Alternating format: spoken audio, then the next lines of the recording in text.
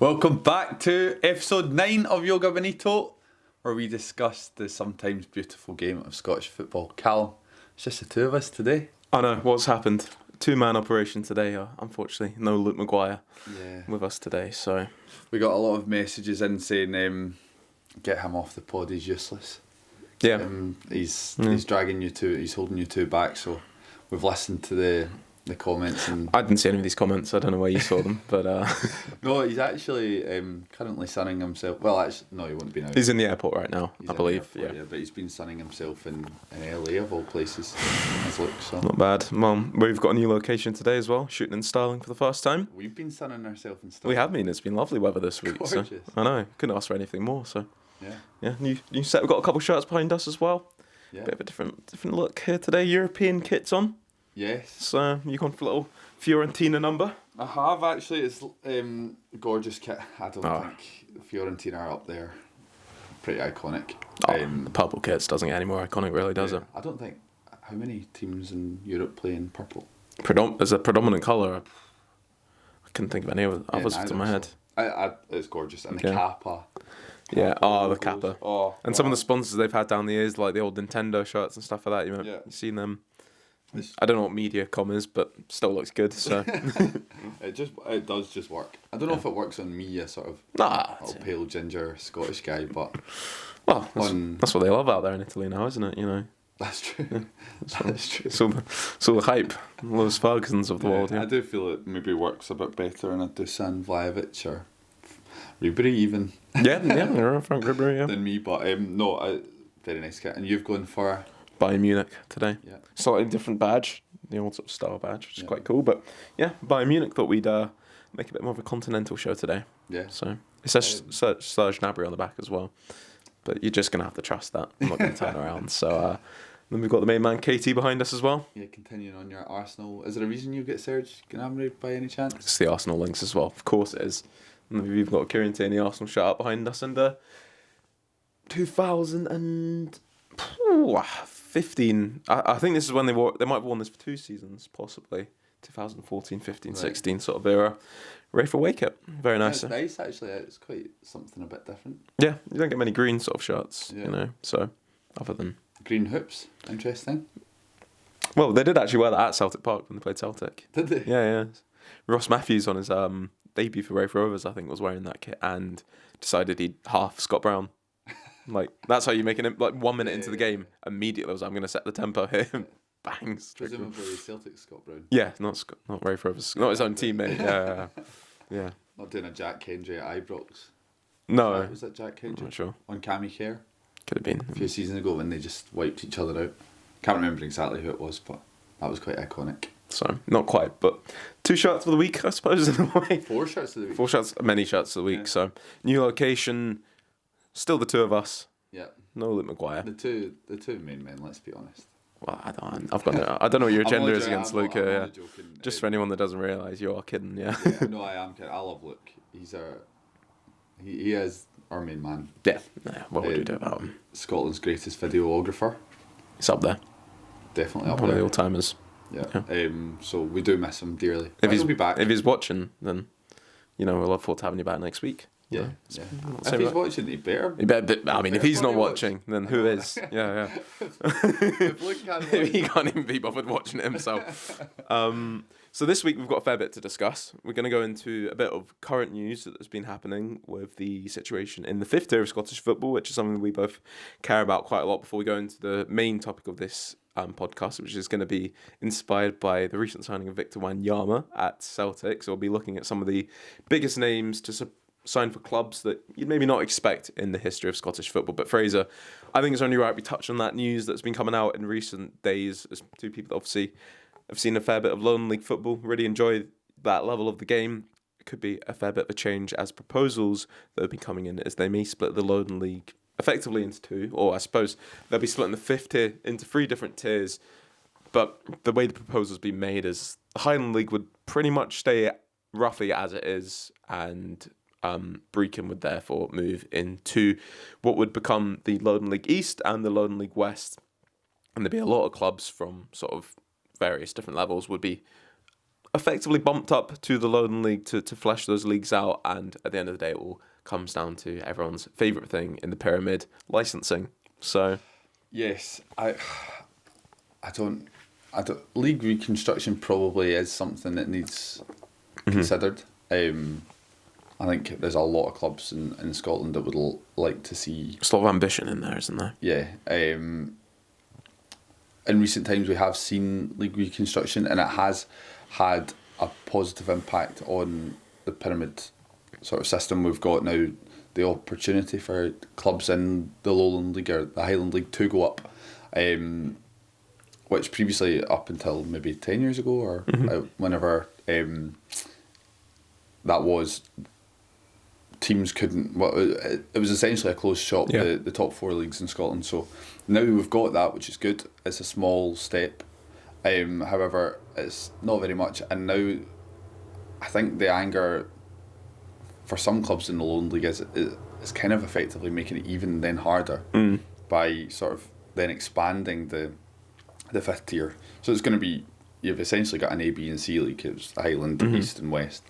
And then one team from those 3 leagues can get promoted. I think I wouldn't be shocked if the way it's been looked at and discussed is that a lot of the time you might only have 2 teams out of those 3 that would even meet the requirements to get into the playoff. I wouldn't be surprised if that's something that's looked at and been mentioned. That's all sort of speculation, of course. This entire thing is speculation, it should be said right now, but the Lowland League did meet to give their thoughts on it, and right now it does look like most clubs are leaning towards it. So that's maybe how they're looking at it. Only 2 teams would qualify. You see what happened to Bucky Thistle, of course, last year, not even getting the chance to play the playoff game, which is a big shame in itself. Down to the fact that they didn't have the appropriate licence. They were trying to get it, but they had a few issues with it, and at that point they weren't given the opportunity to play in the playoffs, of course. So. And we've seen Caledonian Braves have put out quite a strong statement, and one of their points is that they feel that there's ambitious clubs in Scotland that are doing a lot of good work and on merit would maybe have the opportunity to go up, whether that's in East of Scotland, West of Scotland League, whatever, to the Lowland League or from the Lowland League to the League 2. But it's becoming now the case in the pyramid that actually it's, in some cases, it's not down to meritocracy, it's down to licensing. And we saw that with Bucky Thistle. They had a great season. I think they might even have had a bit of a run in the Scottish Cup from memory. Celtic away as well, didn't they? Yeah, so, yeah, of course, actually, where they scored, I believe. I believe so, yeah. And they probably made a fair bit of money off that as well. Well, exactly. To get a club doctor in time. They've had a good season. They've done well in cup competitions and in league, and then to be told really, okay, you've earned the right for the playoff, but actually you've not got the licence in time. So then East Kilbride basically got a bye. And Mickey Kennedy as well, or Mick Kennedy. Mickey. It's giving him a new name. But he's obviously been quite vocal on it, and it came out and said he was in support of Caledonian Braves' statement. Yeah. He's very much of the mindset, having worked at Darvel, now at East Kilbride, that if a team has earned the right to go up, they should. And I think I have to agree with both him and the Caledonian Braves. They were roughly in agreement on things, and I think the difficult thing is that people need to sort of take out consideration with these things is they can have their thoughts on Caledonian Braves, East Kilbride, whatever it is, and how they've gone about what they do. You know, I can look at every side of that argument 100%, but at the end of the day, that it should be done on sporting merit. You know, and if you've achieved that opportunity, for example, East Kilbride have got a lot of players playing at that level that people might look at and say, well, I don't really like the way they've operated and done that. If they win the league, they get the most points. They've earned the opportunity at the end of the day to get promotion. And it's such a difficult system. You know, they'll be the Lowland League representative, certainly. They've not won the league yet, but Celtic be the only team that can catch them. So they'll be in the playoffs again this year, and I think it'll be 4th or 5th attempt at doing it, you know, and that certainly shows you how difficult it is to achieve. But at the end of the day, if you've earned the right, if you won your league, it feels like you should be able to go up. But the overall issue isn't just entry from the 5th tier, the 4th tier. It's entry from the sixth tier to the fifth tier. The Lowland League is a pretty closed door as well, and that's always been a bit of an issue. If you're complaining that it should be easy to get into the fourth tier, well, it should be easy to get into the fifth tier. The whole thing needs to be opened up into a fair system. And if there's 3 leagues, if that's going to be 3 teams up and 3 teams down every year, then maybe that's an argument. Well, that's going to open things up a bit more. Obviously, licensing issues. There's huge clubs on the west of Scotland, though, that maybe don't have their licenses to be able to get into the Lowland League yet. And it does feel natural that this is a way the leagues could go, because there's so many big clubs in the west of Scotland that would want to take that step up. You've mentioned Darvel there, Auchinleck, Talbot, Pollock, all got huge support, bigger than a lot of Lowland League clubs as well. Probably half the teams in the Lowland League don't get the crowds they get in. You can see why they want to keep themselves in a division with these other clubs where it's competitive. Yeah. But the pyramid's got to be for teams going up and down, of course. That's the point of it. So it can't be as much of a closed door. And if league reconstruction does happen at this point, I think the concern would be, well, they've got to get it right. 'Cause you don't want to reconstruct the league and then have to reconstruct the league in another year's time. That's probably not going to happen. So whatever does happen, you want it to stick, and it's got to be for the interest of everyone at the end of the day, I think. Yeah. And there are, obviously, they're looking at it. What is the best way to sort of appease all clubs? And for Brecon, they've obviously, financially, they've probably had a tough season. They're in the Highland League. They're not really in the Highlands. Well, they're not in the Highlands, and they're having to travel up to, Bucky Thistle. Wick. Yeah. Exactly. Strathspey, however far north they're having to go, and that obviously is taking... They've taken a big hit from that, and so yes, especially when you want to be getting players in from Central Belt, part-time clubs, natural thing, 4 or 5 hour journeys every single week. Whilst they look at it, if they get into this Lowland League, then it's normal travel times, 1 trip to Berwick a season, which is more than doable, Yeah. So it's for a team like Brecon. Actually at this level, money's tight, and if it does, that could be the difference between maybe a player or two, or maybe improving their ground or stadium, whatever they have to do. So, or player acquisition as well, of travel costs and travel times the players can just drive to game, just stuff like that makes it a lot more easy. So, I mean, it's not as straightforward as saying, I guess, that reconstruction is a terrible idea because X, Y, and Z. I guess there's a reason why that's been looked at. It just doesn't seem like the current solution that they're sort of discussing right now is the right one. But I think definitely, from my point of view, I think league reconstruction is definitely something that needs to be considered, because there are so many ambitious clubs. There's big teams down there, and also actually I think if you look at from the point of view from teams that are in League Two, because there is a serious threat that to some of these clubs that they will go down. And if I were them, I'd be thinking, do you know what? I would like there to be more opportunities to go up and down, because once you're down, you're not going to get back up, realistically. And we've seen like Brecon they've struggled. Albion Rovers, Cowdenbeath. Albion Rovers are the definition of a club that came down and have no clue what their future is going to be at this moment in time. They're in a real difficult place, but they realistically know at Albion, if they're setting a budget, they've got a good team this year, and I think they're going to finish. They could finish in the top 6 this year, perhaps, but finishing in the top 6 does nothing in the Lowland League, because you're going to have to catch whoever's at the top, and they'll be they're a mile off East Kilbride, and the other clubs that'll be Linlithgow will be pushing on in the next few years as well, and whatever this split's going to look like, who knows what teams will be in there, but realistically, Albion Rovers probably aren't going to win the league anytime soon unless they get serious investment. I don't know where that's going to come from, and unless the leagues are a bit more open and it's a bit more inviting for the teams that come down to go back up, I think it would benefit everyone just to open these things up, and at the end of the day it should be on a sporting merit. So exactly, and if you look at a league as big as the Lowland League, like 18 clubs, 16 member clubs and the 2 B teams in there, so you've got a league that size, and then you have to come first to even have a chance, to even have a shot at getting to then the playoff. It's not even like you get a shot at playing the League 2 10th place team. You get a shot, you then get a playoff to play the other Highland League champions. So essentially, in a league of 36 teams, two teams may have a shot at playing for promotion. It's just it's kind of it's a little bit insane when you put it like that. And Albion Rovers coming sixth. That's actually a really successful season. Yeah. In that league, it's quite.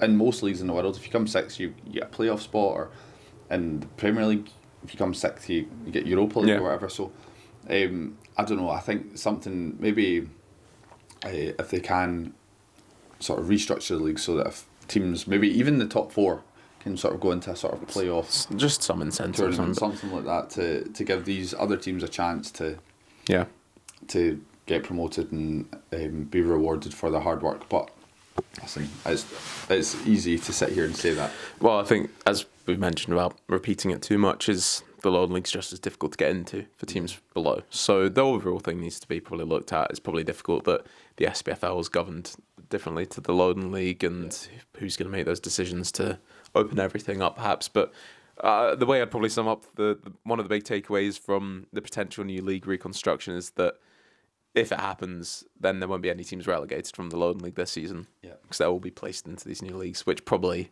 sums it up in a bit of a way. And other clubs will be, like, not forcibly promoted, but the ones that have licenses will be the teams that are therefore put up as well, not really sporting merit. So the whole thing maybe just needs to look at, and it'll be interesting to see. But we'll probably catch up on that a bit more, because there's a lot of question marks on it now. Got a lot of interesting research as well. The official catch-up podcast came back, so if you do want to hear a bit more about the Lowland League, maybe go to them. They know a bit more than us. We've seen a fair few games. We like the Lowland League, but we're not the experts on it. So that's true. Yeah, if you want to go off and watch that after you've watched this, then feel free. But we're gonna move on from that one now into the main topic of this, aren't we, Fraser? So what's that going to be? So in honour of Victor Wanyama's big signing at Dunfermline this week, we're going to look at Scottish football's more peculiar signings. And that door is annoying me.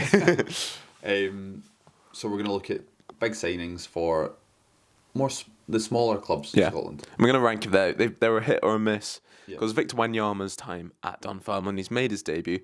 Couldn't have got off to I say this with a shut behind me. Couldn't have got off to a better start. I walked over at the end of the Hamilton game the other day to speak to one of the Rafe TV guys, and he was like, "You'll never guess what's happened." I said, "What?" So Victor Wanyama got subbed on 67th minute. I was like, "All right." Can you guess what happened 50 minutes later? I was like, "No way." What? Sent off, straight red card. Unbelievable. You couldn't have made that up any better. Yeah, I'm not quite sure what was going through his head. Obviously, it's against Ayr United, so I was personally invested in the match and his sort of presence in the pitch, because I thought if Victor Wanyama goes on, I just assumed he's a Champions League finalist. Premier League player, £14 million player. Exactly. And instead his debut was more, I think we can put it in the Jonathan Woodgate category of debuts.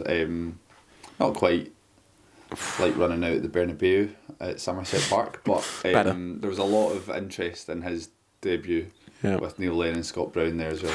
By the way, all have the same birthday. Really? Did you know? What, the three of them? The three of them: Victor Wanyama, Neil Lennon, Scott Brown.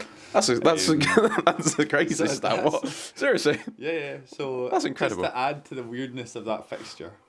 I mean, I suppose it does. I didn't actually fact check that. I saw an interview. I think it was a shout out to Sam North.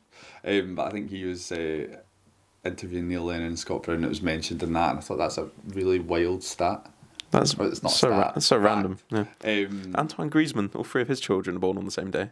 Did you know that? You must be celebrating an anniversary then. No comment. I don't know. But yeah, the three of them, obviously, the interest was they were all Barcelona slayers, I guess. I thought it was because they all shared the same birthday. That's one of the interest. And then, so obviously, I was in the pub on Saturday evening. It was 11:15 Sky Sports News, and they were showing. When you're not in the pub, eh? Well, exactly.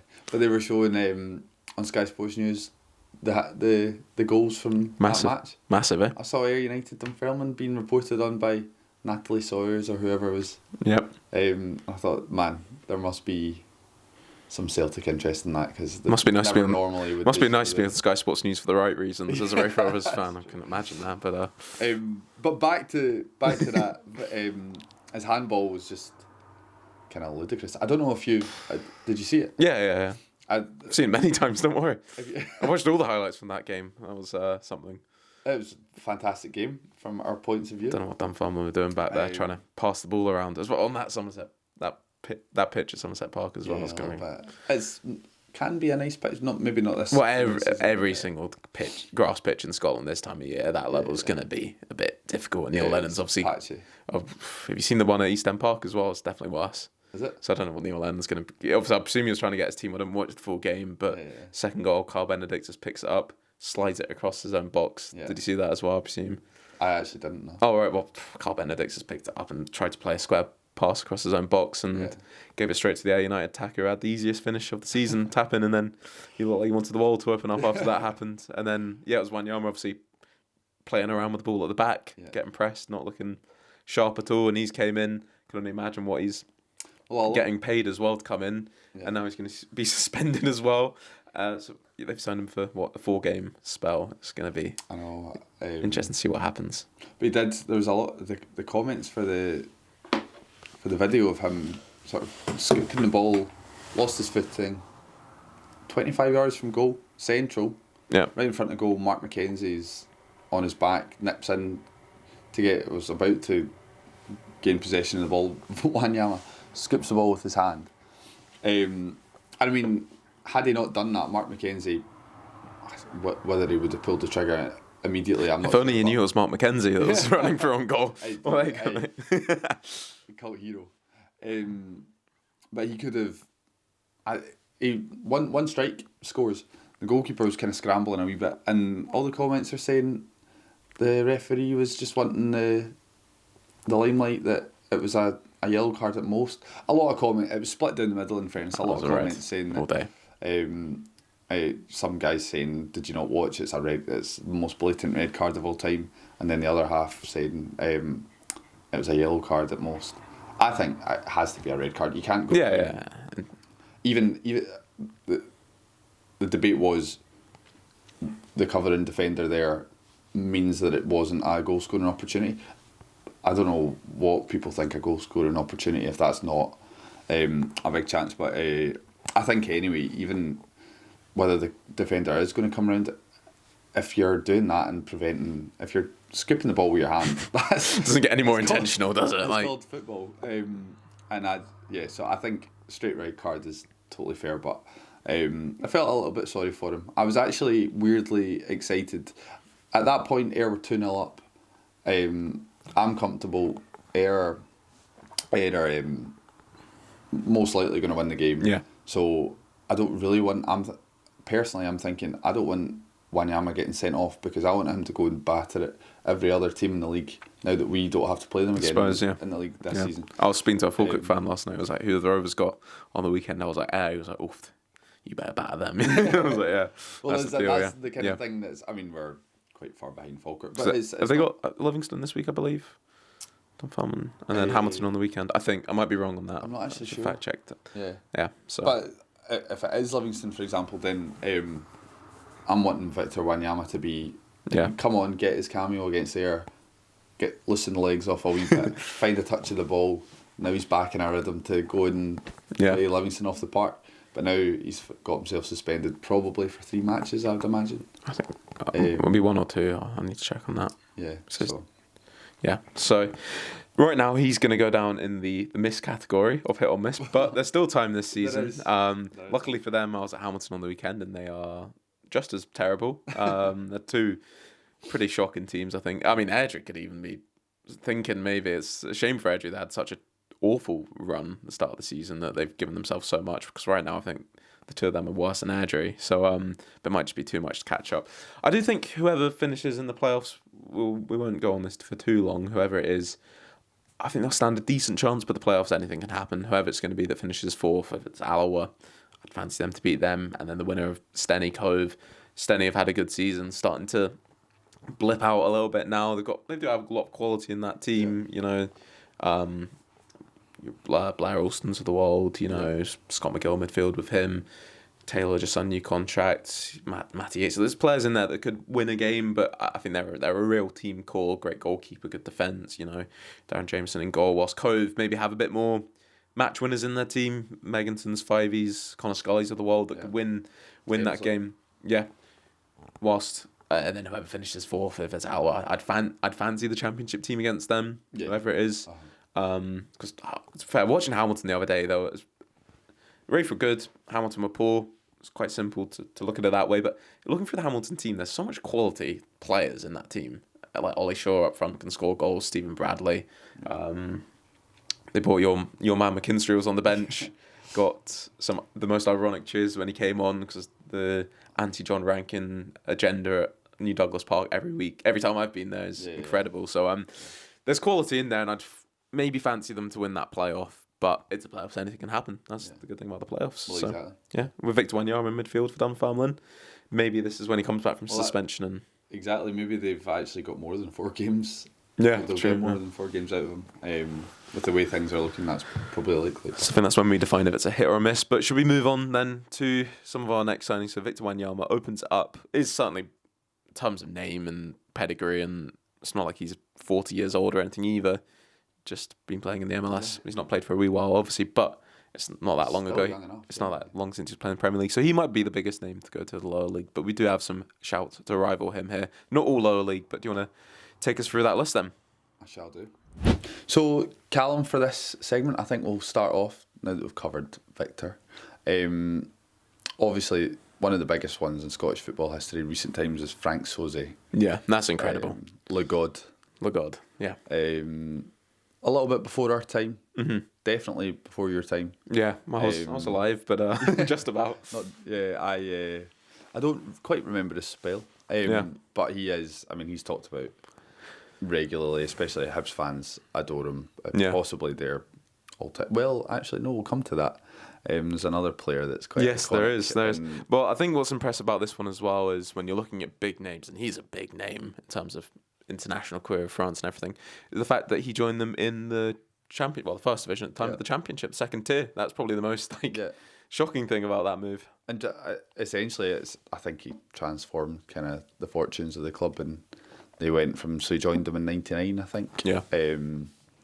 And what would have been the first division, I assume. Yeah, it was called the first division, championship now, obviously. Took them up, captained the side, and then took basically Hibs. I think they got to the Scottish Cup final. Yeah. 2001, came third in the league, got to the UEFA Cup. Yeah. He then even had a spell managing them unsuccessfully, but I think he transformed the club really and their fortunes, and is still regarded by Hibs fans as. If you look at a trophy cabinet as well, he's still regarded as Le God, as you say. Yeah. So that's how he's still regarded. But trophy cabinet, Marseille, Ligue 1, 88, 89, 89, 90, 91, 92, Coupe de France, 88, 89, won it with Monaco as well, 1991, Champions League, 1992, 93, and then 6 years later he's wrapping up at Hibs. And he got to the final, I believe, in 91, the European Cup final with Monaco. Yep. So a multiple European Cup finalist. That Rangers fans that are watching, they'll be screaming at their phones or TV, whatever they're watching this on, because 1993, obviously, I think he scored the goal in the sort of infamous game against Rangers. Rangers were, I think, 1 goal away from maybe getting to that final. That was the time when the Champions League. That's why we have Ryan Jack with us in the middle there to cheer up the Rangers fans. Cheer up the Rangers. The Rangers, obviously, I think it was like a sort of group phase.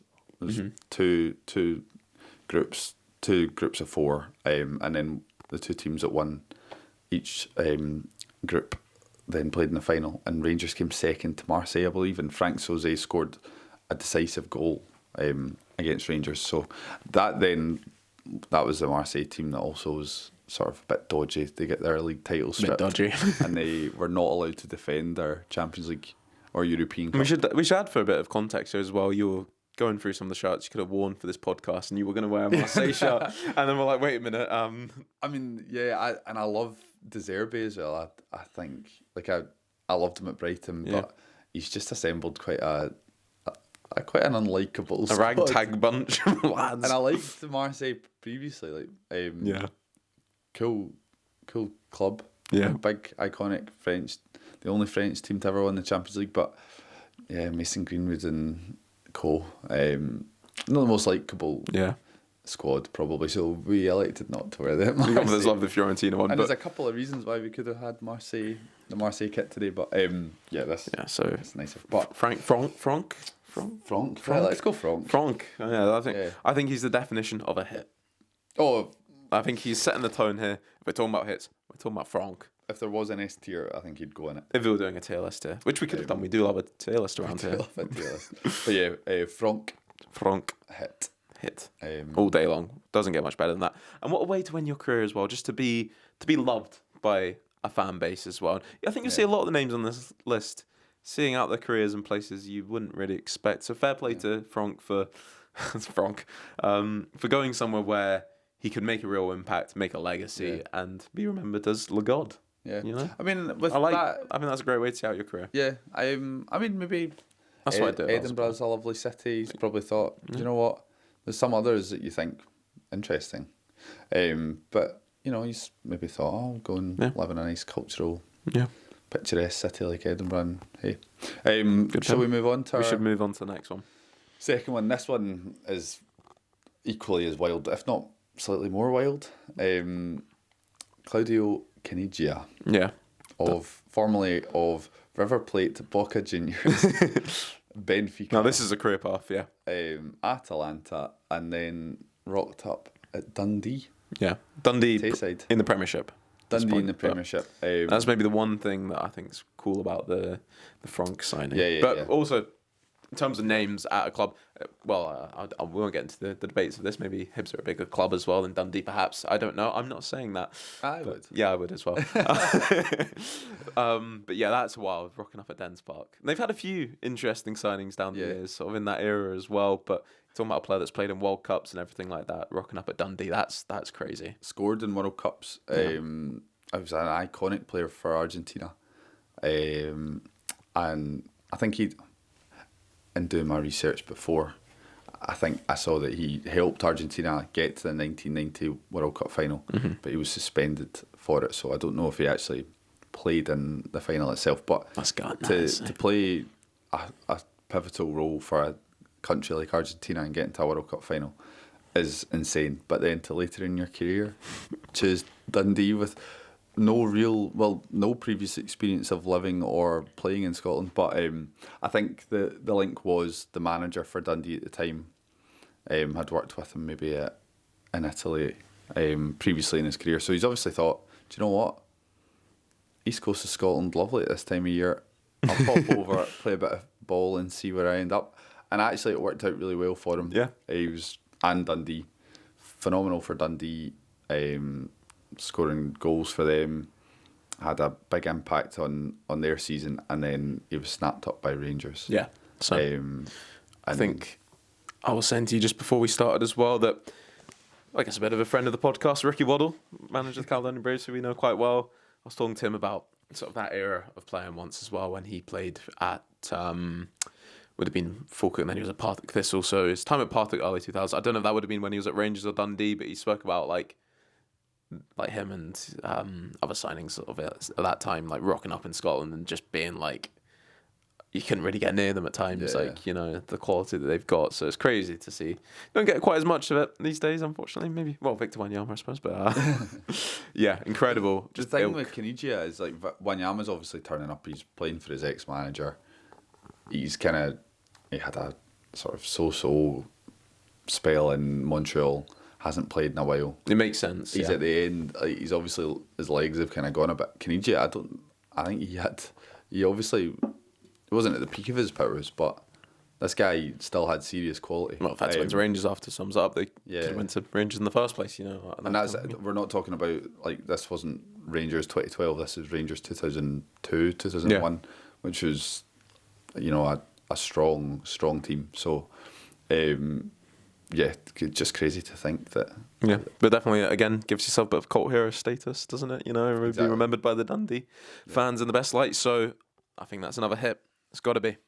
Oh, for sure. Yeah, Yeah, that's a big hit. Yeah, definitely. Shall we? let's move. Number Let's move 3. on. Yeah. Maybe let you take this one, Callum.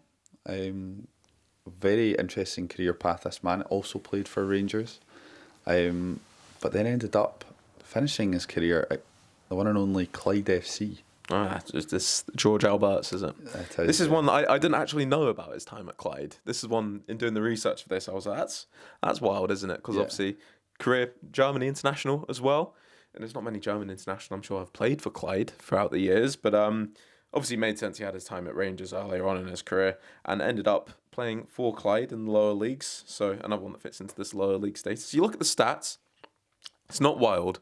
7 games in there, but doing my research for this, those 7 games he scored 2 goals on his debut, steps up for Clyde, playing against Stirling Albion. Can you guess what he does? Free kick, 30 yards, top corner. Oh, there's the quality. That's what you signed him for. And forgive me for my ignorance, but was he not a fullback or a defender? I think he Wasn't an attacker, was he? I don't know if he was playing like midfield then or anything like that. So I mean, I'm sure he was probably, but for Clyde, he was probably playing everywhere. There was something I was reading about. I'd have to do my fact check again, but yeah, I mean, the quality of a player like that would shine through, and apparently it was quite a young sort of Clyde team in that era as well, and he came in. So I was looking at it, 7-game spell, 2 goals, not setting the head alight there, but that was to keep them up as well in a very young sort of Clyde team in 2007, 2008. 2 goals, pretty much won them 4 points, which kept them up at the end of the day. So for a short spell, that's pretty iconic. So yeah, he was a midfielder, actually, Yeah. He was a midfielder. So career, Hamburg Rangers, Fortuna Düsseldorf, and then finished it off at Clyde. Came out of retirement for that. We're getting all the pronunciations. I know, today. I love that. Right, so came out of retirement. Old pal from Rangers says, come along. Yeah. Where do you want to finish your career? Clyde? Why not? Oh, I could think of a few reasons, but it's crazy to see a player of that pedigree be like, I'm going to just rock up at Clyde and help out a young team stay up. So we'll debating if this is a hit or a miss, but I'm going to say this one is another hit. 3 straight hits. I'm going to hit. Yeah, no, fair enough. If he came in to help keep them up in the Scottish First Division, and he did that, ticked all the boxes, 7 games, not much, but remembered well by the Clyde fans. And that's all you really want if you're on a list like this, to be well remembered by the fans. Exactly. There's becoming a little bit of a theme here. Right. And we're not moving too far along the Clyde itself. We're going to Clyde Bank now. Clyde Bank, okay. Yeah, with a Rangers flavour to it. Yeah. And another one that you discovered today, Callum's. I have no clue how I hadn't noticed Terry Butcher played for Clyde Bank. Yeah. No clue. Yeah. So obviously a very iconic career. 77 caps for England, Terry Butcher. Doesn't really get much more iconic than Terry Butcher when you think England blood gushing down his head. Yeah. Rangers all-time players. Obviously had a brilliant career and then decided that he'd finish it off at Clyde Bank where he played 3 games. It just seems so random after a spell at Sunderland following Rangers. So yeah, I think this one might fall into the miss category. Trying to research it, there's not much out there about it. I'd say I'm shocked that I hadn't actually heard about it. I'm sure I've been on Terry Butcher's Wikipedia page before, but obviously scrolled past his time at Clyde Bank, where there's not much detail on it. I just do find it interesting. The theme of this kind of is as well. It's that legendary players, where they want to finish off their careers, you think they maybe want to go off into the sunset at a club where they're a legend, or a club where they're going to be, clapped off by the fans at the end, sort of the fairy tale end to it. But he's gone to Clyde Bank for 3 games and then called it a day. Interesting for someone with 77 caps for England. Yeah, I think for our criteria here, if you can count the number of appearances that you made for a club on one hand, then probably not going to be a hit. And also, it just doesn't have. I don't know. There's something about like the fact that he's played for Rangers already. It's not got quite the same, class and excitement that a Franck Sauzée. Why has he come to Scotland? Like no real reason. He just popped over to Hibs. Caniggia never played in Scotland in his life. No affinity with the country. Pops over. Why not? So compared to those kind of signings, it's just sort of. Terry Butcher. He's played at Rangers. He's probably still got property. Probably not too. 10-minute drive from Clyde Bank. Thought he'll pop up, play 3 games, and not too fussed about that. Yeah, this is what I respect about the Jorg Albertz signing, that he went in to an actual to do a job and help to keep the team up. But someone like that, I was thinking like big names. Rafe, I was obviously thinking before we did this, and I was like, I got Rudy Scatchell signed for Rafe, which just a big player, international player, played Premier League football, Lyon, obviously Hearts, one of the all-timers there. There wasn't really any buzz when he came into rave. Everyone's like, oh God, Rudy Skach, oh God. Rudy Skushel is his name on this podcast. Rudy Skushel. That'll never know, make me laugh. Shout out Luke, Rudy Skushel. Big Hearts fan. But yeah, that's one that seems like a similar ilk. Sort of legs have gone, not really too fussed what I'm doing here. Rudy Skushel was in for his payday. He got that. Rafe got relegated. Full season, didn't score a goal, so probably similar to the Terry Butcher one, I'd imagine. Seeing as there's no information about that, I don't really know what to say. 3 games seems a bit random. I don't know if that's how you'd want to see out your career. Maybe, Terry Butcher goes out in the sunset if he just finished off at Rangers, something like that. But maybe, listen, what do we know? Maybe he was a big Clydebank fan when he was growing up. Maybe there's more to it. Maybe he fulfilled a lifelong dream of playing for the Bankies that it's not reported in the media, but actually, his granny was from Clydebank and he just thought, I'm going to go and honour her legacy. I'm not sure. We'd have to talk to the great man himself. Without that information, we'll put it down as a miss. But if this comes to light, anyone, relates to Terry Butcher's watching, wants to reach out and be like, actually, that's the proudest moment of my career, playing for Clydebank. Terry, hit us up if you are watching this. Just let us know what your thinking was. And do you have a Clydebank granny? Clydebank granny. There you go. So who's up next? This one is kind of mind-blowing as well. Cannot think for the life of me what the link is here. Maybe this man has a granny from Clackmannanshire. We don't know. But Michael Chopra. Yeah. Absolute legend of the sort of English lower leagues. He's an English Championship man, isn't he? Yeah. Bagsman, as they say, for Cardiff City. Who's the you got the Barclays man, sort of was it N-Power, was it? Yeah. An N-Power man. Yeah. Michael Chopra. Yeah, he Michael Chopra. I've come this far with this build-up and not said the club that he played for, but everyone watching will know, obviously, because it's an iconic... How could you forget? It's 2 goals. How could you forget, yeah. Was it only 2? I don't know about that, yeah. But Michael Chopra lacing up for Alloa Athletic. Yeah. At the Recreation Park. Having a pie in a roll, probably. Before, during and after the game, judging by the size of his physique in his time at Alloa. That's harsh. I'm sorry, Michael, if you're watching, but that's quite a... Not quite sure what the connection there is. Just quite rogue, random. To end up a bit of a journeyman career. He'd played for a lot of clubs, but he did score a lot of goals in English Championship, and you'd think if he was going to make the move up to Scotland, I don't know, maybe certainly in his prime would have been a Premiership player, but fancied coming up to Scotland eventually to play for Alloa of all teams. Yeah, because you've got obviously there's Grant Holt, sort of came up similar, probably of a similar kind of ilk. Maybe not. Maybe Michael Chopra's not quite to Grant Holt's sort of level, but he came up, played with Hibs. Yeah, Dwight Gale's come up, played with Hibs. Yep. Adam Lafondra, all these kind of players, similar kind of career path. Actually, they've all come and played for Hibs. Yeah, I was going to say, you just mentioned all the players play for Hibs. But Michael Chopra thought, stuff that. Easter Road, not for me. I want to go and play it. I'm going to guess if Hibs offered him a contract at the same time, he'd taken that. But, yeah. But, yeah. It's just a really an interesting one. Maybe it has been reported in the media. We're unaware of it. He just came up there and decided to kick some ball for Alloa. So... I think potentially not the greatest hit in the world. No. Erring on the side of miss. So 2015-16, 2 goals in 23 league games towards the end of his career, which was actually a spell at Alloa sandwiched by 2 spells at Kerala Blasters FC of India. So he'd obviously came to Alloa for a bit, back along the road again. Yeah. 2 goals in 23 for someone that was a very good goal scorer, certainly for Cardiff City in his day as well. I think this one goes down as a miss.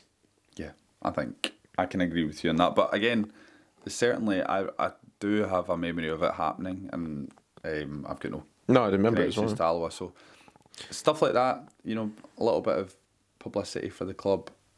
You can, it has its benefits and its positives, but ultimately, he didn't really do what he came up to. Yeah, he was a £5 million player in his day as well, actually. I was going to say, for Alloa. So, not for Alloa. Alloa didn't pay anything for him. Yeah. He scored, 2 goals. I think, in the space of 4 days, apparently, actually. But, yeah. That's not not ideal. So, yeah, 1 year at the club, not too iconic. But, I mean, a good name for Alloa. So, a bit of a different shout on this list as well. So, an interesting one. But who are we moving on to next? This one's that we alluded to this guy earlier. The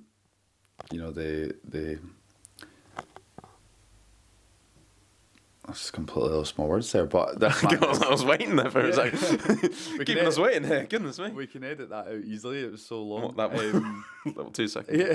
Who is it? The main man, the king of Northern Ireland, George Best. The best to do it. The best to ever do it. I think Maradona and Pele and all these guys would say that this guy is one of the best to ever do it. What do you think? Do you think Messi's ever scored a hat trick and then followed up by 15 pints? Probably not. But I don't know if he was following it up with 15 pints. I think he was prefacing it with that 15. But this is George Best at Hibs again. Hibs obviously love a bit of a maverick. Yeah, definitely. And he didn't quite have the impact that Franck Sauzée had. It's not a positive impact on the pitch, really. Not such a tangible impact. Yeah. Football wise, but certainly he had an impact on Scottish football, the club, attendances, the media coverage. This guy, I mean, George Best, off the pitch, on the pitch, he was an icon. I think everybody. He's one of these players that, if you ask your granny who hates football, never would turn the telly off if football comes on. You ask your granny, name me a footballer. Yeah. George Best would have been. He's of that ilk. Everybody knows George Best. Everyone knows Lionel Messi. Everyone knows Pele. George Best is up there, and for him to come to Hibs at the end of his career, maybe 33 years old. It wasn't too old. Not too old. Same age as Victor Wanyama. Yeah, I mean, given the levels that George Best was an all-time player, obviously, at the age of 33, you think maybe still Ballon d'Or winner? Don't believe so. Was he? No. Okay, I can check that. Sorry, I should have. I feel like he might have been, but I mean, at Man United, he was a wizard. Third place, 1971. So, 8 years before. Not bad. Dennis Law has won those. Yeah. So, no, but 1-0 Scotland in that regard. But yeah, you say about George Best, being a name even your granny knows. My granddad was a big Man United fan, saw him in that era play live, and one of the greatest to ever do it, and then to rock up at Hibs. But so iconic. And the kits of that era and everything like that. Have you seen footage of him playing for them? Yeah, the kits are. And the badge, the Hibs badge back then. He just looked so cool. And apparently he couldn't move, he couldn't run, just stand there in the middle of the pitch. But there was the odd games here and there where the magic was still there. Yeah. But probably as a player, what he achieved would fall into the miss category because that end of his career was a bit sad, unfortunately. Yeah. But I don't know if there was actually, if I'm making this up, but there was maybe a story of he was meant to be playing at Ayr United and instead he chose to go out drinking and hang out with girls. And I don't know if there was a famous quote where he said, what would you rather do, play at Somerset Park? I could be completely... So you're docking him for that, are you? Yeah. No, I would probably agree. Somerset Park in the late 70s, early 80s. Well, and you'd rather be out drinking with goals, would you? No. Football is life. Yoga Bonito. Okay, good. If your girlfriend's watching this, that's a great answer as well. But I think his priorities were not on football at that time, but such an iconic signing for Hibs, and it's still talked about to this day. So which almost we said this as well. Kind of makes it. East Road was packed out every week when he was there. Yeah, and he was playing. He left Man United at the age of 28. Obviously, his peak really dropped early, given his lifestyle, I suppose. But it was only 5 years later. He's rocking up at Hibs and had his famous spell in America as well, and everything like that. So I think he's a miss overall, but there's definitely a hit to it. Yeah, I'm going to argue. Let's just argue a hit. You think a hit? To still be talking about this 45 years later. I suppose, yeah. That he's maybe not had a footballing impact, but boy did he have a an impact elsewhere. So I mean, I know okay, him. maybe I missed it. I know Let's Hib- go miss. Well, I know Hibs fans that like they love talking about it, and they're so proud about the fact you've got the famous five, you've got George Best. Like, it's in a different category, but like in terms of just legendary. But I think we're here to analyse football. we'll put it as a miss. I doubt Yeah, it's going to impact Slugsy too much. Yeah. Us saying that. So. I know his reputation is in ruins now. Sorry, George. Sorry, Georgie. But Sorry, George. I did meet him, as I said earlier. Told you, Callum. Good friend of the podcast, George Best. You sat yeah. on his knee. He inspired me. Yeah. Uh, I'd like to qualify that I sat on his knee as a 2-year-old. 2-year-old Fraser As an at a adult, book but- signing, got to sit on George Best's knee. That's a story. That is cool, yeah. Apparently, I was very reluctant. My mother likes to say that I refused to sit on George Best's knee, so that's how big time I was as a toddler. But I did do it in the end. I'm glad I did. Little did he know, just over 20 years later, you'd be here saying he was a miss. Right, how many more names have we got? We've got a couple more. Oh, a couple more, okay. I'm enjoying Actually, this. one that we forgot to put on the list, Callum, but we can't not discuss this, man. Okay, well, I did see Shed will come up with an idea for this, and then the BBC Scotland did put out a list of some of their big names. I don't think it was the BBC's best. Like, what they didn't go too deep into it. Really, I think we're doing a bit of a deeper dive, but they put some of the big names on there. George Best was on there, so we had a little read through that as well. But we've gone for some different names in here as well. But there were some names. Well, actually, there was one on their list that I was going to mention as well that we forgot to. I think I know. Old Chrissy Waddle. Is he not on our list? We forgot to write him down. Oh, well, he was like kind of the reason we did this, isn't it? Well, Chris Waddle, what a player as well, what a career, and then Falkirk, yeah, for a very brief period of time. Get numbers up on that. Another reason why we were just floating the idea of wearing a Marseille kit today was obviously he was iconic at Marseille. Maybe I wonder if there was Waddle Sauzée crossover. Not sure, but likely. Anyway, he was. My dad would always talk about. He loved Marseille, and Chris because of Chris Waddle. Basically, Chris Waddle was his incredible. Loved him. Bit of just a flair player, tricky winger. Bit of a personality as well, I believe. So, but there was this sort of thing about English players going off to France in that sort of era as well, wasn't there? Well, his name's dropped out of my head. The sort of the punditry. Glenn Hoddle. Oh yeah, Glenn Hoddle, Monaco, that sort of era. I get them kind of mixed up. Glenn Hoddle and Chris Waddle. Waddle. Yeah, it could be done. Yeah. Very easily done, but of course. Sort of iconic quality players going on there. So he was there. Marseille, obviously 89 to 92. Came back, played for Sheffield Wednesday, and then. Well, then he would have played with Franck Sauzée. Yeah. So. And then 1996 rocks up at Falkirk. Did you say he left Marseille in 92? Yeah. Shouldn't have done that. One more year, you'd have a Champions League medal or European Cup winners medal. Anyway, I'm sure he made up for that disappointment by rocking up at Brockville. That would have been years later. So that would paper over it. Yeah. So literally not much to say about that. 4 games, not big impact. Probably definition of a miss on this one, unfortunately. But I think so. A cool player that you could say he played for your club. So yeah. But Callum, have we forgot that on the list, eh? Shall we move on to your favourite player in the world to say his name? Oh, he did actually score 1 goal. Did he? In his 4 games. I would hope so. A player of his ilk, but yeah. Well, he didn't even last the season. He played for 3 teams that season, which I think you can't even do that these days. Bradford and Sunderland. So I mean, he was playing in the Premier League later that season. To be fair, English Premier League after playing in Falkirk. Yeah. Oh, nice. So he played in Division 1 for Falkirk, Premier League, and then moved down. So there you go. Now on to your favourite Liverpool Champions League finalist. Oh goodness! And ex-Dundee United player, Callum. Take it away. Pongolle?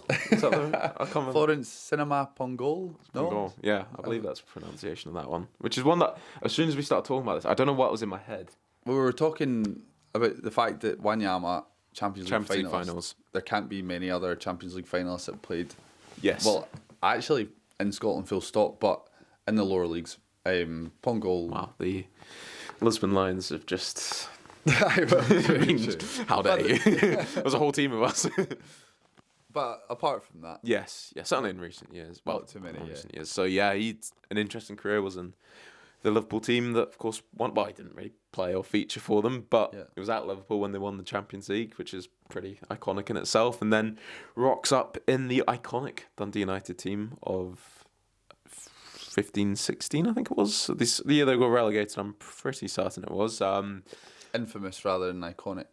Infamous, sorry, which is one of the worst Dundee United teams possibly ever. You know, I was telling you just before they signed him the same week that they signed Guy Demel, and I was sat at school with a big Dundee United fan, and I was just on the phone to my dad. He's called me up. Dundee United are signing Guy Demel. No, Gary Medel. No wonder they struggled. I'm getting mixed up. It's like we're signing Gary Medel, who'd, you know, a bit of context, previously just starred at the World Cup for Chile, one of their best players, you know, £50 million player probably.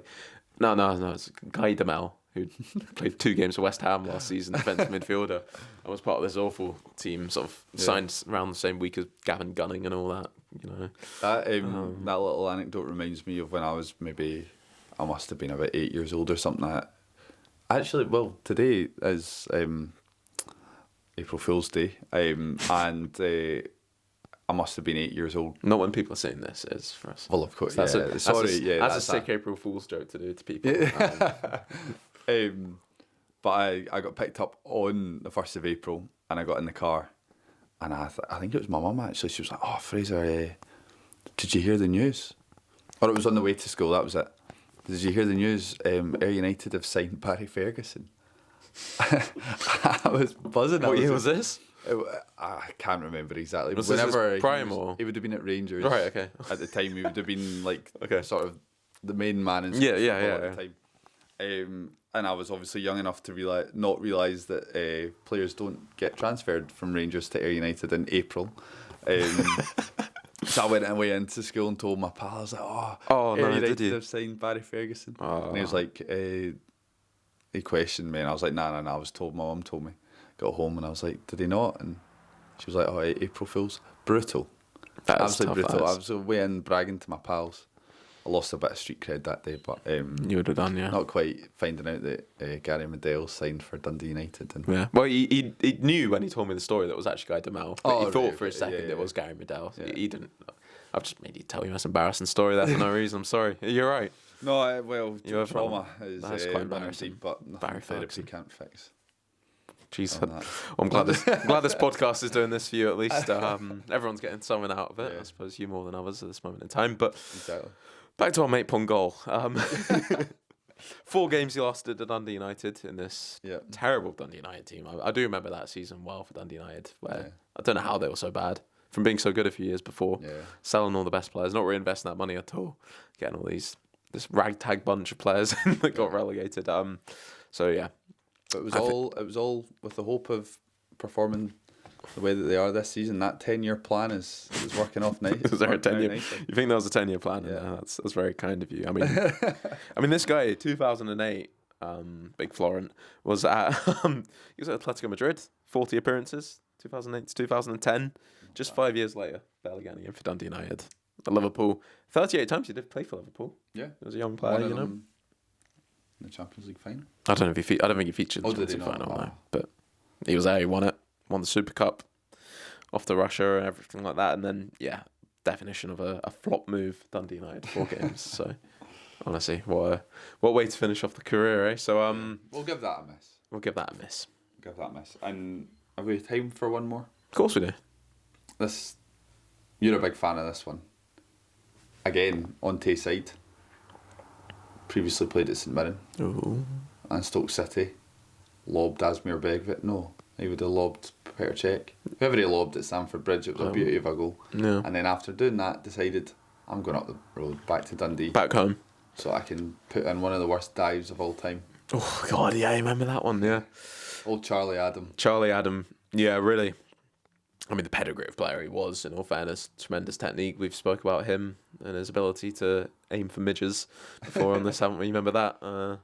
Oh, I've told the story. Tony Pulis saying that he'd be able to hit a midge's dick from like 100 yards away or something like that, with his left foot. So it's certainly one of the most like... That's a compliment. If anyone ever said that about me, I would be buzzing. Some left foot. And I remember him rocking up Championship and you're like, Right. Well, he must. Has he got anything left in there? But like his quality shone through and got them promoted as well obviously that year. And then maybe the year in the Premiership was 1 year too many. He did look a bit out of shape there. But like in the Championship, that you kind of get even more respect for a player of his quality. You don't have a career in the Premier League by mistake. At the end of the day, and you turn up. Jason Cummings was in that Dundee team as well. Yeah, didn't do all too much, but Charlie Adam was a real catalyst in midfield for them, and just did get a bit of a slagging in Craig Bellamy's autobiography, though, I believe. I've not read it. Have you? I think it went viral. I think, or relatively viral when it came out, basically saying that I think Craig Bellamy in his autobiography was like Steven Gerrard had said something to him about is this guy? How is he so shit? And how is he signed for Liverpool? Because obviously he basically was Blackpool's main man. Yeah. Got them promoted, and then in the Premier League, I think he was. If we go back to Garth Crooks' team of the week, he was your favourite thing to reference. He was listen. If you make it into that team regularly, you're a good player. And I think he was star man in the Premier League. Yeah. Shouts for being in the PFA team of the year. He may well even have featured, I'm not sure, but that's then how he got his move to Liverpool. But I don't think Craig Bellamy or Steven Gerrard were too complimentary of him when he was sort of rolling about the pitch at Liverpool's training ground in his first session. But regardless, that doesn't matter because he was a quality player. Wasn't the best Liverpool team in that era either, really. So he's obviously not to Steven Gerrard's quality, but he was that's a high bar there. Yeah, so Steven Gerrard didn't sign for Dundee at the end of his career either. I know he should have. LA Galaxy, Dundee, natural progression. So, but I think it's worth referencing. I've heard about Charlie Adam as well. I think on the Peter Crouch podcast there was a big thing about they use the word parched. I don't know if you heard this before. It's like being a bit of a suck up. Right. Okay. And it's because there was a player that was at warm weather training and like Dubai or wherever it was. I don't know the full story. I can't remember. I listened to it ages ago, but it was warm weather training. Like everyone's sweating away. I was playing football last night. I was telling you 12 degrees. Like I was done for. So imagine 30 degrees.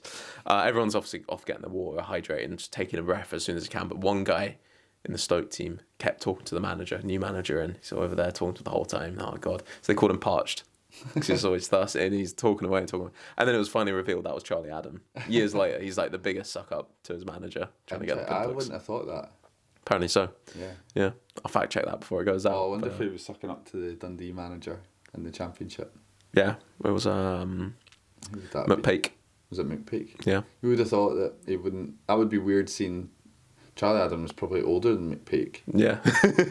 Sucking up to James McPake, who had slightly less. He probably wanted to keep Charlie Adam in the good books. That was kind of it. So, look, I'd say it was a hit overall because he did a very important role in getting them promoted. Dundee did rob Ray Rovers with an offside goal in one of those playoff games, but I'm not thinking about that. You're not bitter. I'm not bitter, no. Ray Rovers scored it, was well onside, Regan Tumulty. I don't remember any of the details of it, clearly. Yeah, shout out Regan. Yeah, good right back. Should have had a goal in that playoff game, but robbed of it.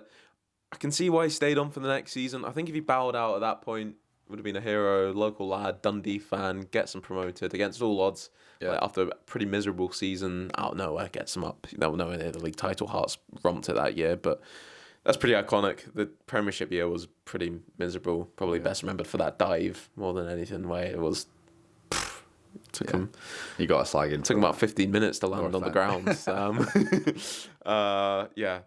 But overall, I'd say a hit because that's a nice way to finish your career at your hometown club. But I can see why he stayed on for another year because that was the COVID year. Got them promoted. Yeah. Maybe he doesn't get the adulation of the supporters and then a really miserable relegation to finish off. But I'd say a hit overall. Yeah. And a nice way to finish our segment here. Beautiful. All right.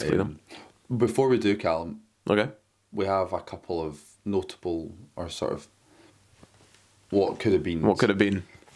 Because for this week, I feel like, I mean, there'll be far more, but we couldn't leave these two out. Oh, we've not even mentioned Paul Gascoigne playing for Rangers either. Well, exactly, there's plenty of names we could say, but again, too big a club. Yeah.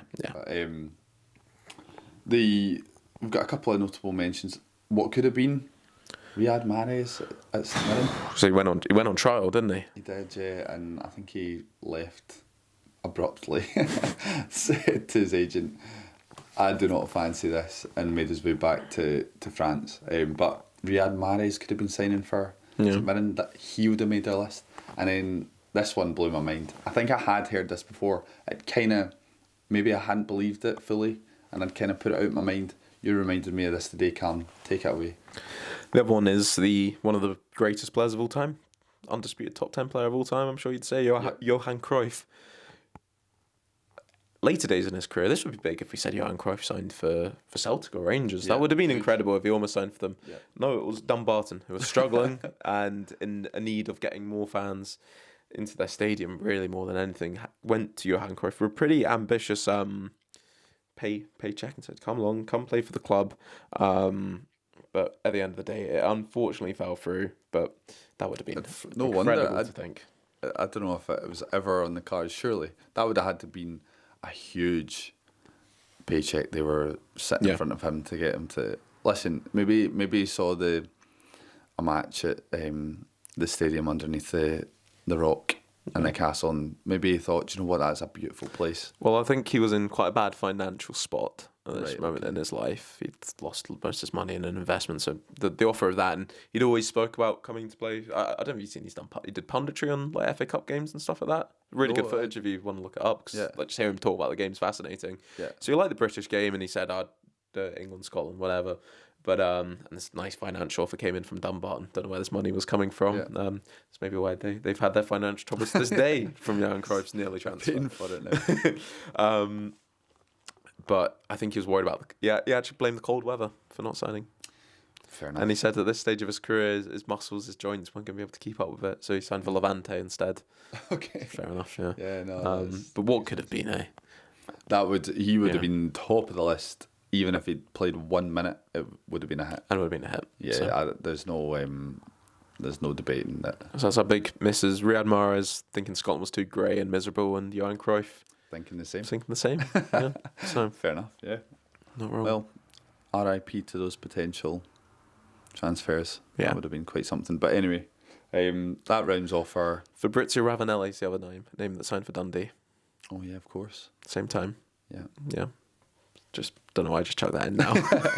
Another note. Just came to my head, but it sort of fits into the same category, doesn't it? I mean, there'll be plenty more, but obviously we've picked out the best ones. Yeah, let us know. We missed out on. For sure. Yeah, please do. Yeah. And we'll do another one. We'll be back. Maybe. So we've got some challenges to come up next. We do, yeah. I'm excited for these. These are going to be good. Should we jump straight into that, or? Let's do it. You don't need a break. You're ready to go. Fire through. Well, I might need to go and rehearse my intro for this. Okay, well... What one are we doing first, Callum? I don't mind. Producer? What do you think we should do? Hearing the echoes. Okay. I think we'll do the... I don't know, actually. I was going to say something. Good decide. I'll let you decide. Well... we've got a couple, actually. We've got 2 challenges to come. Yeah. Well, I reckon we should... Because we've got one of the challenges. We're going to do best careers, and then we're going to do £15 to make the best club, essentially. Should we do best career? Well, I was going to disagree with you there. Oh. And I hate to go over your head. This is why we need a third man. Yeah. We're really missing. I'll tell you why, though, and we can debate it. I think if we do best careers, because we've just done it's kind of similar. That's true. Let's break it up a little bit. Yeah. I think it'll sandwich nicely with a wee light-hearted build your best club. But that's my thoughts. I think you're right. Do you agree? Right. Yeah. This is going to be good. And are you okay for me to ask you? Yeah, well, you've written it out, so... yeah, I have. Yeah. This could be controversial. I've got a rough idea of I know what the categories are, but I don't know what the teams are. You've got this ready to go, so this is going to be... If this becomes a TikTok short, there's going to be some fannies comments getting put in the on the videos. But listen, we like to hear all feedback. Right, disclaimer, Fraser chose all the categories for this, not me. I'm just sitting here. Yeah. So, open us up. So... Callum, I'm going to give you £15 and you're going to build the best Scottish football club. This could be controversial. Yeah, we've got 4 levels. Okay. 4 levels, £5 down to £1. I'm going to introduce to you level 1 first. So Callum, first up, you're going to choose your stadium. Okay. For £1, you've got Forth Bank. £2, Somerset Park. £3, Easter Road. £4, Ibrox, and £5, Celtic Park. Gone a bit controversial there, 4 and 5, eh? Purely based on capacity. Yeah. All right, you've got a nice variation to this. I really like 2 and 3. They're both nice stadiums in different ways. Fourth Bank, it always smells by the 80th minute 'cause it's just next to the sewage plant. That's the downside of that. Look, obviously, Celtic Park and Ibrox, the size of those stadiums it is very difficult to turn that away. Yeah. And Easter Road's probably my favourite stadium in Scotland to like visit, but I think I'm gonna take Ibrox for 4. Ibrox for 4. It's good to have that capacity, and between that and Celtic Park, if I can save £1 by going for Ibrox, I'll go for Ibrox. So you deliberately there just didn't mention Somerset at all? Didn't even consider it? No. Fair enough. Take Fourth Bank for 1. Even with the lovely new stand. Stand there. Yeah. Okay, so Ibrox for £4. I think so. Well, I don't know actually. It's quite controversial, isn't it? 'Cause it's got all the old history to it. Do we have to keep the picture of the king up? You're getting controversial. Listen, if up to you. If that picture adds an extra £1 on, so. Yeah, actually. No, I'm only joking. Then again, I'm thinking all the history and the build-up of it. Is it wild to take Easter Road for free? I think it's a lovely stadium. It's one of my favourite stadiums. It's a really nice stadium. You've been recently. It's not the biggest, so we might be a bit limited in Great atmosphere though. Crowd. You know what? I'm going to change my mind. Fraser, I was going to take Ibrox for 4, but I'm not a big fan of the decor around the stadium, so I'm going to take Easter Road for 3. One of my favourite stadiums. Interesting. You're going to save your cash for later on. Going to save my money. Nice. Okay, so you've got a wee bit extra cash to play with now, Callum. So round 2, history. For £1, Kelty Hearts. £2, Raith Rovers. £3, Queen's Park. £4, Aberdeen. And £5, Rangers. Kind of controversial here again. Put that in a little bit. All of these. Goodness just me. Just for a wee giggle. Well, firstly, Kelty Hearts are a giant of the junior game in Fife. So let's not disrespect that. Raith Rovers have been beaten by Munich. Well, listen, so just because they're £2 doesn't mean that they have no history. What history do we get of Rangers? I tongue in cheek when I put them in 5 just for this. No, we're going back all the way back. This is Glasgow Rangers, not Sevco. Okay, I think that's the first Sevco name drop we've had in this podcast. Episode 9, not bad. Yeah. And for Aberdeen, I know what I'd be choosing here. For sure, I know what I'd be choosing. I'm going to be honest. It's such a massive swing. Rangers have won 55 titles. It's not even close.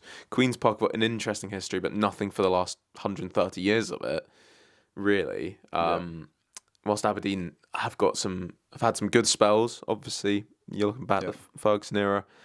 I think it'd be silly here not to use my £5 on Rangers. So I'm going to take Rangers for £5. £5 on Rangers.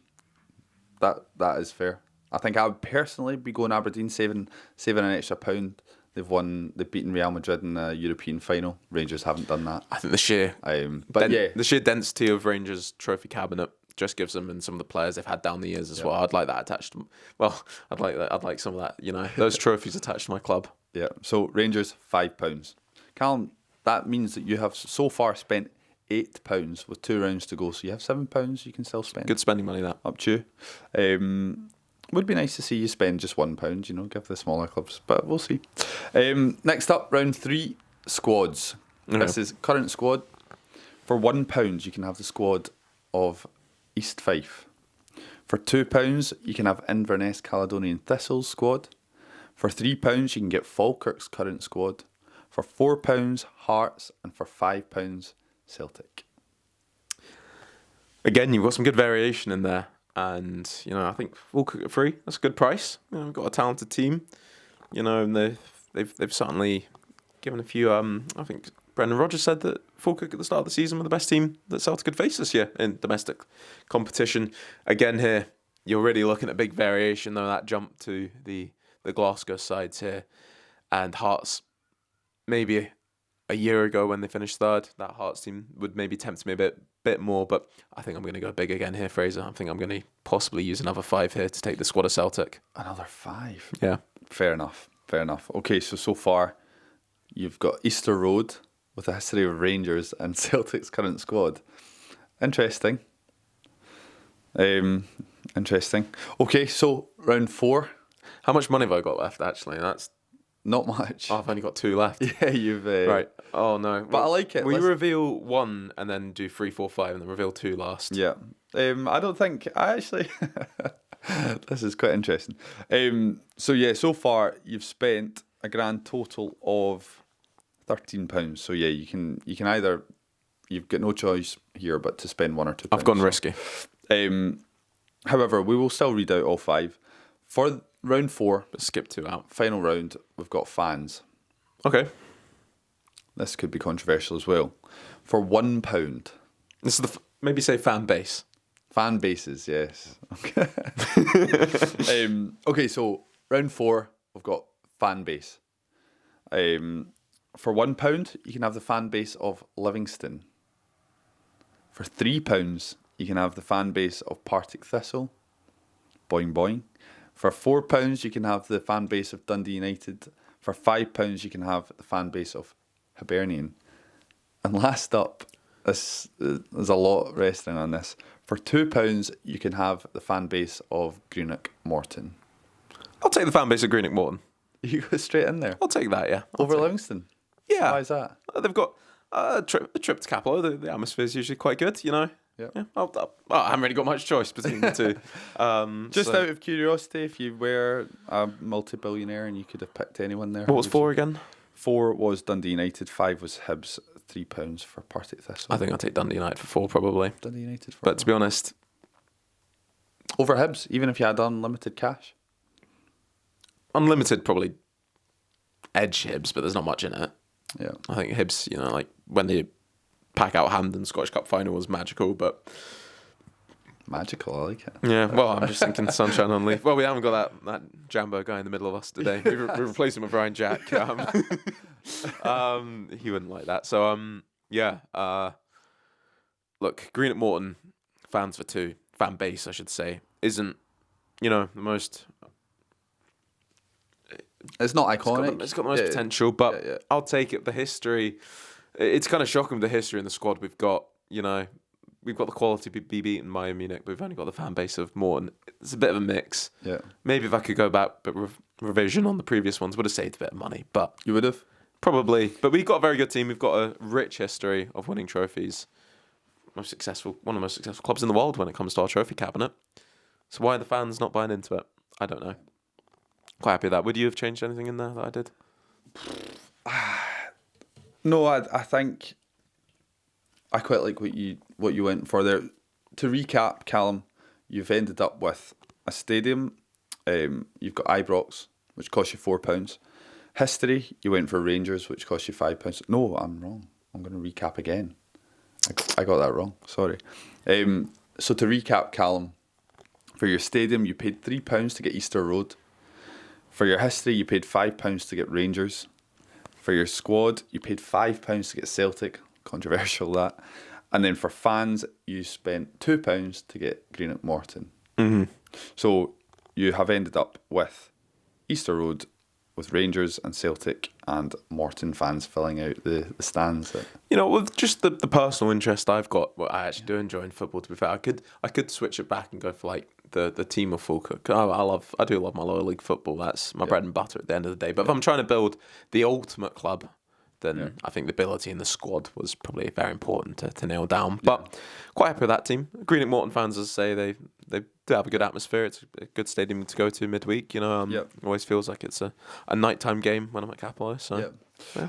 I think personally, knowing, we should say, Callum, you didn't know the categories that were coming up. You didn't know the team, so maybe you'd have gone differently if we'd asked fans I would first. have done, for me personally, I'd have had Somerset Park for £2, Aberdeen's history for £4, Celtic squad for £5, and then maybe Partick Thistle fans £3. Yeah, good shout. They travel in numbers. Partick. Yeah, they do. I think I might often disappointed. I wouldn't have been too disappointed if I switched to Falkirk and then took Dundee United fans. Yeah, my money. I might have done that. But I think if I'm trying to build the best club, the team was important to nail down.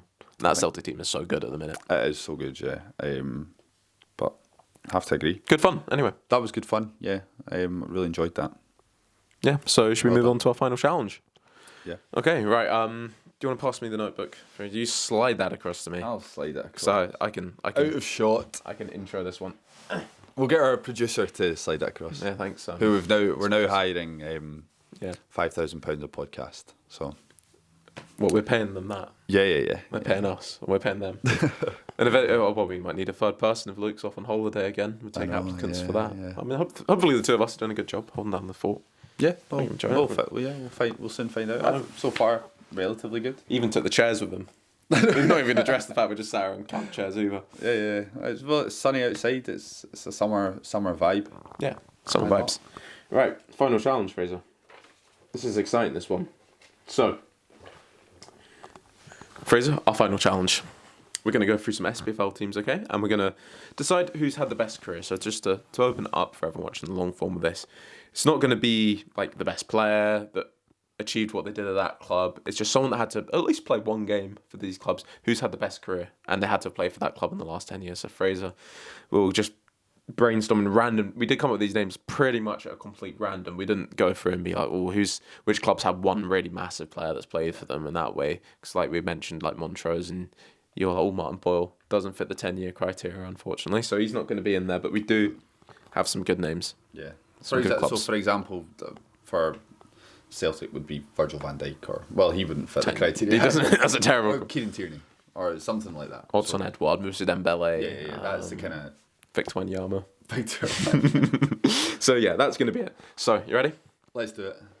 So Fraser, we're going to try and decide which player has had the best career for these SPFL clubs as long as they featured for them in the last 10 years. Sounds good. So the first club we're going to do, I think it should be Queen of the South. Yes. Well, I think there's a couple of options here.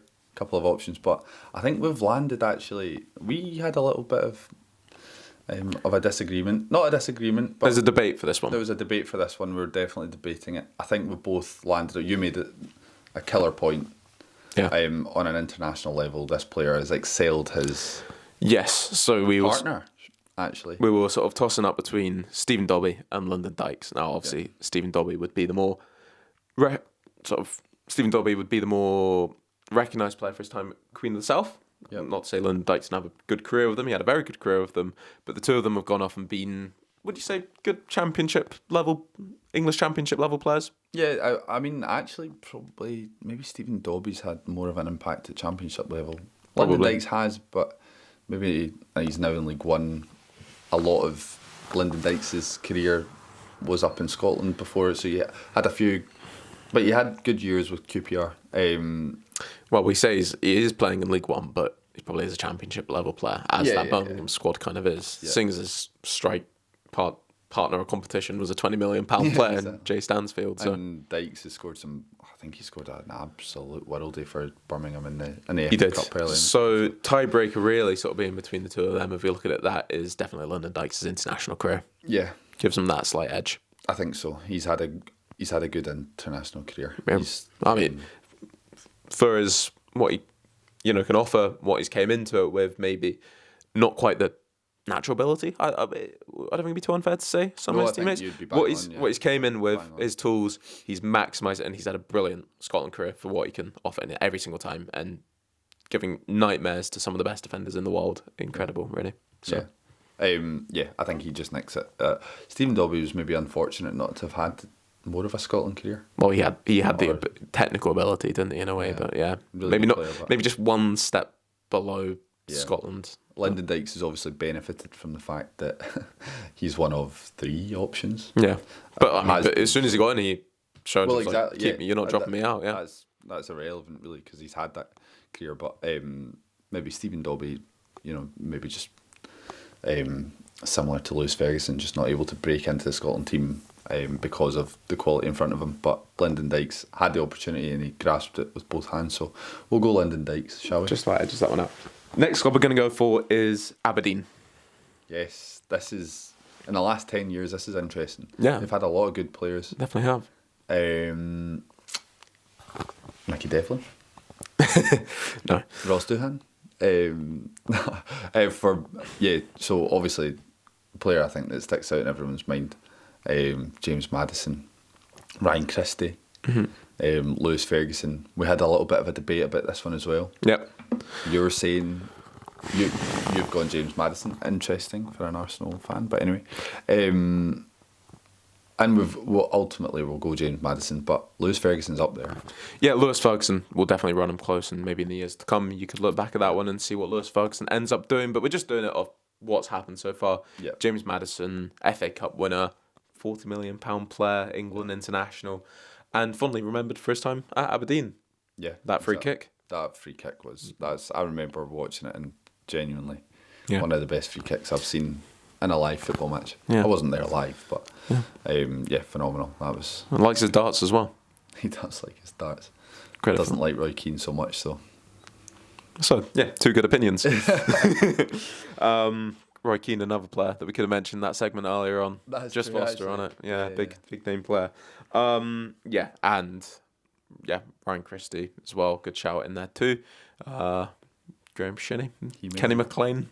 So lots of you forget decent Kenny careers, McLean, but I think James Maddison, the fact he played for Aberdeen is pretty cool when you look back at it, given the career he's had. So, and he looks back at that time fondly as well, which is always nice. it's nice to see that he remembers Aberdeen well. So, because I think he played a role in, I can't remember the boy's name. They got someone on loan from Tottenham last year, and apparently he spoke. Dorrington, Alfie Dorrington. Is that? And apparently he spoke to James Maddison. James Maddison spoke well about Aberdeen. Was like, that's like a brilliant opportunity for you. So it's cool to see that he's still. Yeah. That's what you want from a loanee, isn't it?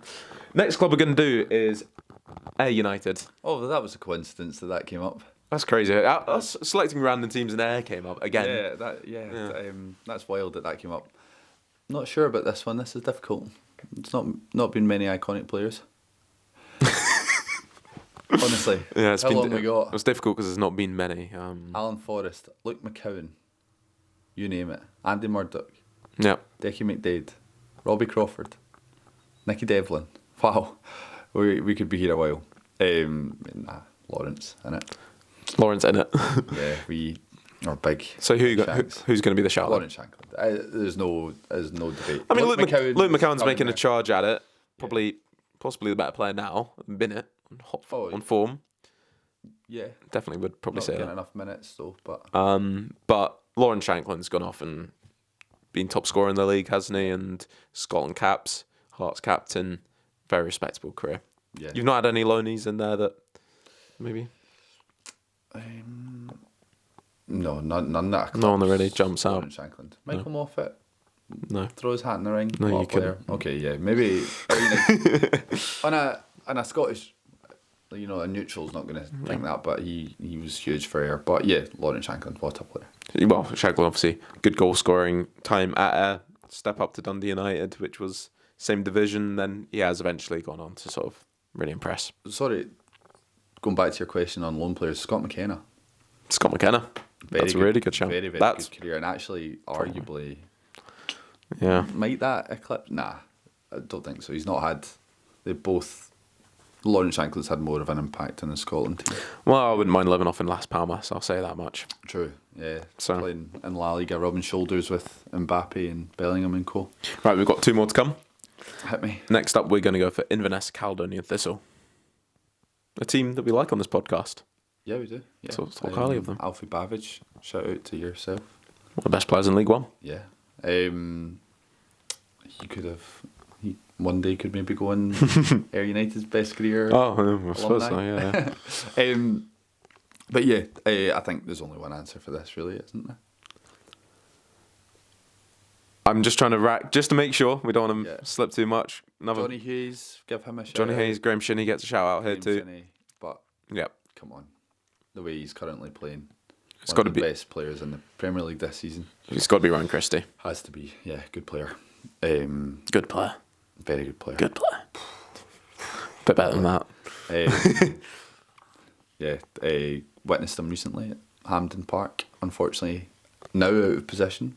Previously wouldn't have been out of position, but playing on the wing is now not his preferred position. But really good player. I really like him. He's a technical player, and it always has been.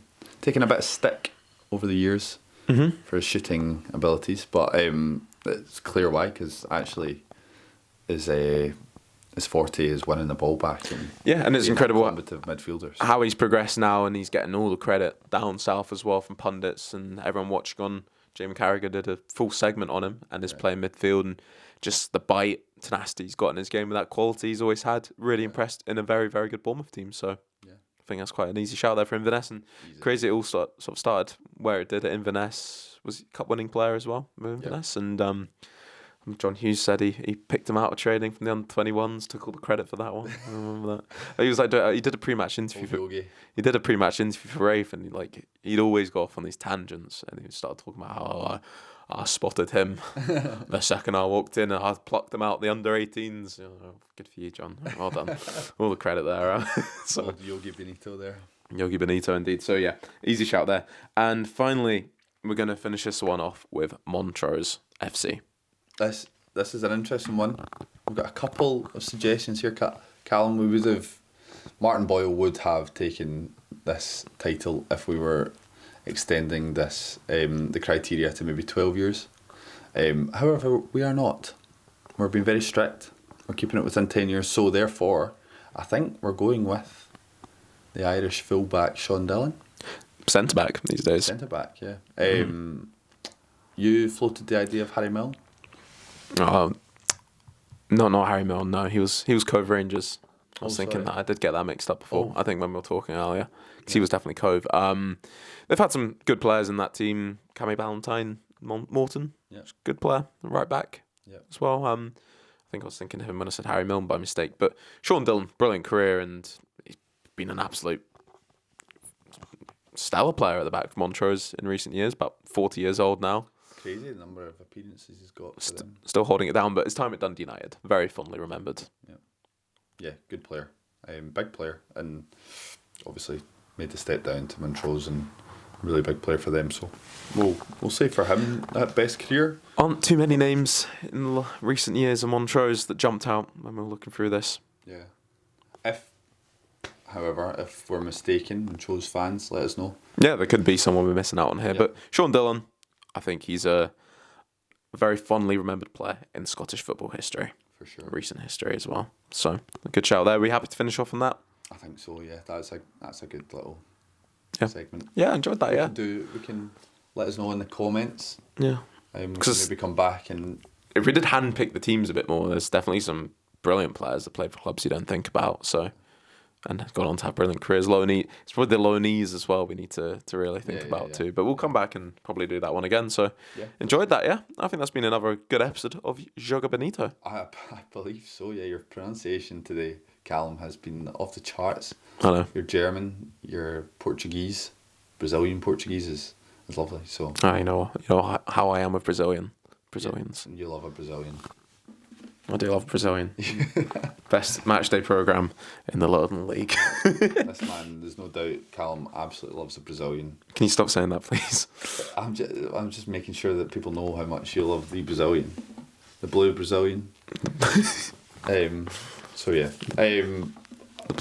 Stellar again. Quality from us again, Callum, I think. Glad to see you giving yourself a pat on the back there. 9 out of 10 at least, I reckon. 9 out of 10. Well, Luke. Our folk mob rating is through the roof. Is it? Yeah. Dark green score. Dark green, yeah. Well, Luke, we've missed you, Luke. If you're still watching. We have. You better still be watching. Nobody's been singing today, actually. Not one person broke into song. No, I know. I thought you were about to do I was thinking about it. Sorry. Go on, give us a bit of cello song by Fontaine's DC / That's by Nick Drake. Fontaine's DC. Of course, just we were just listening to that before for a bit of context. Yeah. No, I couldn't do that. I'm not going to do that. No, I'm sorry. What song would you give us if we were to... What song would you give us? Why am I the one singing? I talk to God as much as I talk to Satan, 'cause I want to hear both sides. No one's watching now. No. Well, Joga Bonito episode 9. Do you know who that was? I don't know. Oh, Biffy. We better. Oh, was it? Oh, okay. Unfortunately, do you know who they support? No. Good singers, but... Kelly. Yeah. DKB. Well, we've all got our issues. Dirty Kelly Biffy. That's what that stands for. Nothing else. Right. You know what? You should be at Transmit this summer. See Biffy. Yeah. Come in your air shot. Just front row. Yeah, that would be good. Right. Well, I think we need to test out if Luke Maguire's been watching this whole time or not, by the way. What should we get Luke to comment? Get everyone to comment this if they've been watching. Yeah, look, comment your favourite out of me and Callum. No, don't do that. Don't do that. Don't do that. And if you've been watching, we'll know. Little phrase to comment. What should he comment? Something can't just be, What does Luke only Luke know? Well, everyone. What's your favourite favourite side from Nando's? Luke, comment. Yeah, everyone. If they're still watching, literally everyone that's still watching. Yeah. I'm really worried to have 0 comments on it now, but especially Luke. This is me digging out here. Everyone watching, please comment your favourite Nando's side. Fraser, what's yours? Oh, good question. Maybe halloumi fries. Is that a side? That's a starter. Is that not a side? I must say that I'm prefacing this with the fact that actually, I don't go to Nando's too often, but it wasn't my question. Peri peri chips, maybe? Is that it's got to be the peri peri chips. Rice? Peri salted chips. Peri salted chips. The rices are decent, yeah. Yeah. Rice is well, nice. you got like the... Not mash. No, I've never had the mash there. Who goes and gets mash? Well, I pretty much always get peri salted chips when I'm there. Yeah. Because it's not really a Nando's without it. And then you get your second one. I mix it up. A lot of people like the garlic bread. Of course it's garlic bread, actually. Well, it depends what I'm having as my main. If I like a burger you or don't want too much carbs. But then chips are carbs and... Anyway, it just depends on the mood. But yeah. I'll tell you what I like. I like corn on the cob. Call me controversial, but... I like the corn off the cob. But I don't see gnawing on it and it gets stuck in your teeth. My teeth are bad enough without the cob's corn. The cob's the best bit. Eat the cob. No, you get butter over it, you slap it. Oh, why have you done for so long? Listen, at this point, it's gone on so long, we may as well just keep it going. We make it a marathon podcast. I think you get like broccoli in that there as well, coleslaw. I love coleslaw. I'm not sure I'm big on Nando's coleslaw. It's a bit of a waste if you order. Nothing like coleslaw's a top 10 for me. Food, love it. Top 10 food? Would you just sit there and eat coleslaw? Honestly, do you know it's just a slice of ham and coleslaw. But yeah, ham and coleslaw sandwich. And then if you want to level up, just a bit of cucumber. Wowzers, that's quality. I could go that right now. I don't know if you've heard, but my stomach's going. So my bacon butty from earlier. Yeah. And Chester's Cafe Stirling is shout out. Yeah. Is kind of in the mid for Nando's now. The Nando's just down the road. Is there? We gave a pull in Morrison's and a Nando's. What day? Sunny Stirling. I tell you, who'll be hungry. More hungry than me. Your cat's in Kirkcaldy. Oh yeah, I do need to go look after the cat. Actually, that's a good shout. Yeah, so we should probably cut here. Yeah, we should actually. But anyway, look, comment your favourite Nando's side, and everyone watching, comment your favourite Nando's side. Yeah, please do. And also just your thoughts on the podcast. Comment, like, and subscribe. Am I right, Callum? Here's my comment. My favourite side is the broccoli podcast shite. Listen. Just fannies, but halloumi fries. That's the one, not halloumi fries. Sorry, yeah. Favourite starter will be next week. The hummus is good and all, so. Yeah, I love a bit of hummus. Yeah. Is that Portuguese, though?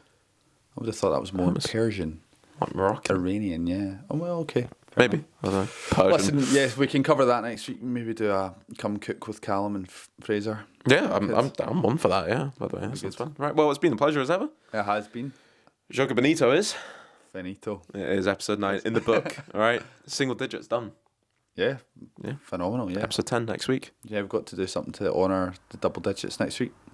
We'll do something big. Get a cake or something. Maybe not. I'm on for getting Nando's. Yeah. All right. Well, thanks for watching. Thank you. Goodbye.